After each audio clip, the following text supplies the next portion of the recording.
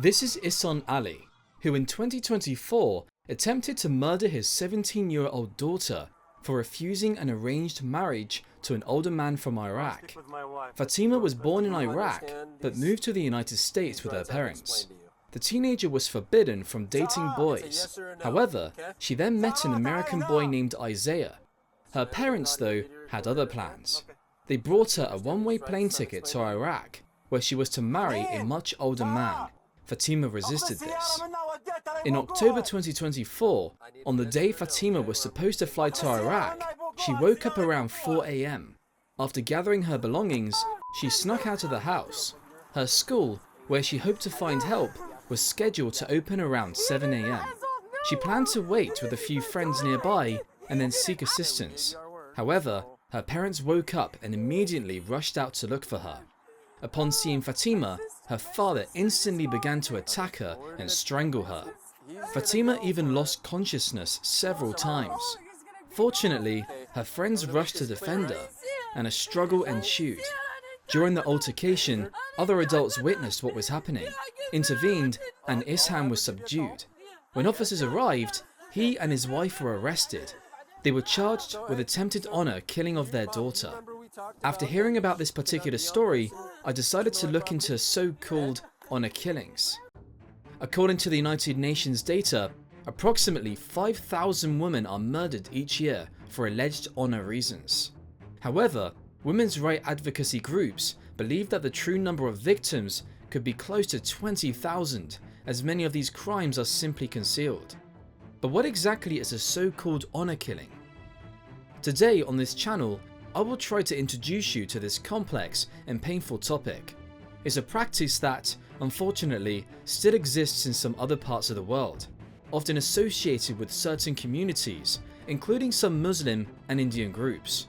However, it's important to understand that this is not a part of the Islamic religion. They even condemn such practices. Instead, it's more of a cultural and social problem, deeply rooted in patriarchal systems and strict social norms where women's rights are restricted. Most often, victims' family members deal with them by stabbing or inflicting severe blows that only end with the victim's death. They are strangled or suffocated. This might be done to make it look like a suicide or an incident. Stoning. In some extremely conservative communities, particularly for alleged adultery, victims are stoned to death. Women are set on fire. Acid attacks or forcing someone to take their own life. It's truly incomprehensible how the people dearest to you, whom you should trust and feel safe with, can treat you this way.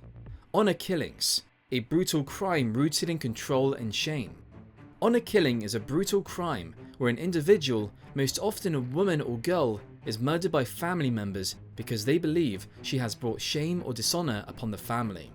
These crimes are deeply entrenched in certain cultures where the control of women's behavior and their sexual purity are considered essential to family reputation. Honor killings arise from deeply ingrained violations of social, sexual, religious, or family norms. The primary motive is to restore or maintain family honor and avoid shame or community condemnation. These crimes often involve multiple family members, sometimes even a family council making the decision to kill. Motives and reasons for perceived family disorder: sexual behavior, refusal to marry a pre-arranged partner or forced marriage. If a woman refuses an arranged marriage or enters into a relationship with another person without the family's knowledge, it can be seen as damaging the family's reputation. Sexual relations outside of marriage. Even suspicions of extramarital sexual relations, including victims of rape, can become a reason for an honor killing. In some cultures, a woman's virginity before marriage is extremely important, and its loss, even through violence, can be considered a source of shame. Seeking divorce. A woman attempting to end a marriage without the consent of her husband or extended family can be seen as an insult to those who had negotiated the marriage and is publicly shaming the family. Rumors and accusations. Sometimes, mere rumors or accusations are enough for a woman to damage the family's reputation and become a victim of an honor killing, interacting with members of the opposite sex who are not family members. In some communities, with strict norms, even a simple conversation with a non-relative man can be considered unacceptable behavior. Adoption of Western cultural norms. In some cases in Europe and North America, victims have been murdered for adopting Western behaviors, such as dress style, music, or romantic relationships with individuals from other ethnic groups. In these societies, men have the right to control women's behavior, which is considered essential for family honor. While victims are most often girls and women, in rare cases, men can also become victims. For example, due to homosexuality, bisexuality, or transsexuality. This issue is relevant worldwide, including in the USA, where there are also victims of so-called honor killings.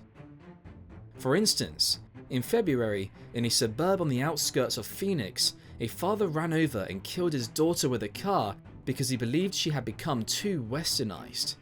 In Great Britain, on December the 21st, judges ruled that a baby born to a Muslim couple who had an affair should be given up for adoption to protect the child from a potential honor killing by the mother's family. In an ongoing trial in Kingston, Ontario, the prosecution accuses Afghan-born Shafia, his wife, and their 20-year-old son of murdering their daughters because the girls allegedly shamed the family by disregarding its disciplinary rules regarding dress, dating, socializing, and internet use. Our goal is to educate and raise awareness about this problem.